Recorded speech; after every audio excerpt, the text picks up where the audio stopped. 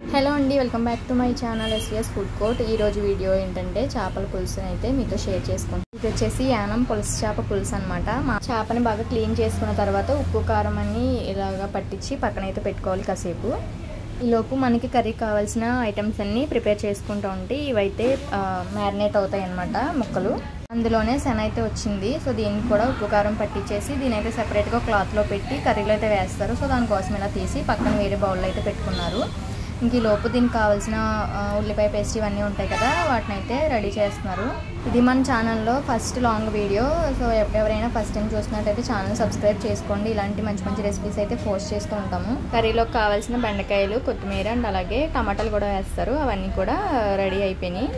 ఇంకా curry start చేయడమే late. బ్యాక్గ్రౌండ్లో వాయిస్ అయితే వినిపిస్తుంటుంది, కొంచెం ఇగ్నోర్ చేయండి. అంటే నేను షాప్లో ఎడిట్ చేస్తున్నాను వీడియో, అందుకని బయట వాయిస్లు అవి వినపడతాయి. ఇంకెలాగా వేరుశనగ ఆయిల్తో అయితే ప్రిపేర్ చేస్తారనమాట కర్రీ. ఆయిల్ వేసిన తర్వాత కరివేపాకు, పచ్చిమిర్చి అవి ఫ్రై అయిన తర్వాత మనకి ఆనియన్ పేస్ట్ ఉంది కదా, సో అది కూడా వేసి ఇవన్నీ వేగిన తర్వాత అందులో మసాలా అయితే వేస్తారు. వేరుశనగ ఆయిల్ వేయడం వల్ల కర్రీ అనేది చాలా టేస్టీగా ఉంటుంది.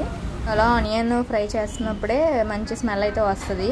సో ఇంకా అవన్నీ వేసిన తర్వాత టమాటా అండ్ అలాగే బెండకాయలు ముందుగానే కట్ చేసి పెట్టుకున్నారు కదా, అవి కూడా వేసేసారు.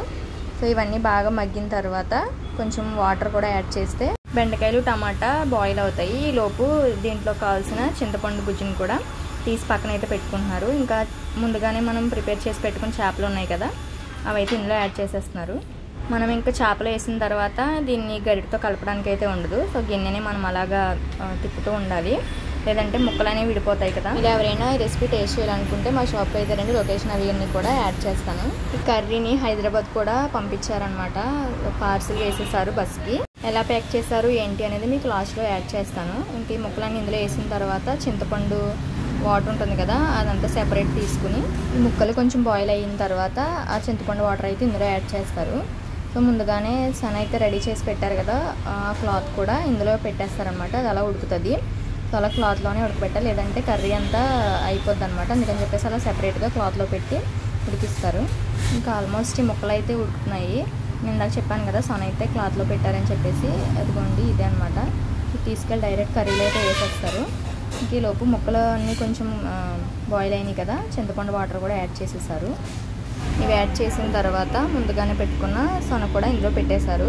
సో పెట్టిన తర్వాత మూత పెట్టేసి అదైతే అలా స్లోగా ఉడుకుతుంది అనమాట కర్రీ. చూసారు కదా, ఆల్మోస్ట్ ఇంకా ఉడికిపోయింది. కర్రీ మొత్తం ఆర్డర్ అయితే వచ్చింది. సో వండిన కర్రీ అలా ఇచ్చేయమన్నారు అనమాట. ఇదైతే హైదరాబాద్ పార్సిల్ చేస్తున్నారు. ఏ విధంగా చేస్తున్నారు ఏంటనే చూసేయండి. ఇలా ఒక థర్మాకోల్ బాక్స్ అయితే తీసుకుని అందులో ఒక స్టీల్ బాక్స్లో కర్రీ అనేది ప్యాక్ చేసేసారు. సో దీనిపైన మూత పెట్టేసి మొత్తం అంతా ప్లాస్టిక్తో కవర్ చేస్తారనమాట. అంటే హైదరాబాద్ అని చాలా దూరం వెళ్ళేసరికి ఏమీ ప్రాబ్లం రాకుండా మొత్తం ఇలా కవర్ చేస్తారనమాట ప్లాస్టిక్ అనేది వేసి. ఈ వీడియో మీకు ఎలా అనిపించింది ఏంటి, నచ్చితే మాత్రం తప్పకుండా లైక్ చేసి ఫుడ్డీస్ ఎవరైనా ఉంటే వాళ్ళకి షేర్ చేయండి. నేను ఇక్కడ ఎండ్ చేస్తున్నాను. Thank you for watching.